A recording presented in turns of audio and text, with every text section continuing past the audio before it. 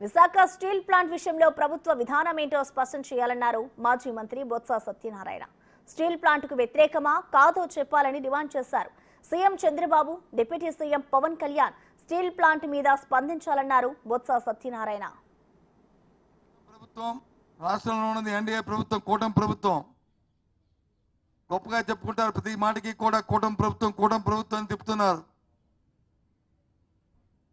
ఆ కూటమి ప్రభుత్వం మీ తాలూకా విధానాన్ని మీరు చెప్పండి. ప్రైవేటీకరణకి వ్యతిరేకమా కాదా?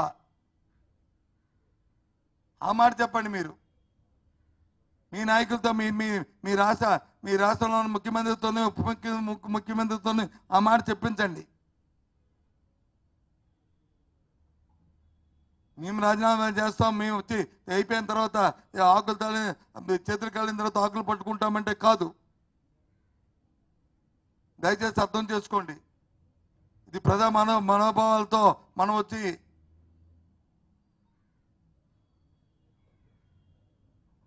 ఆటలు ఆడుకోవడం సమంజసం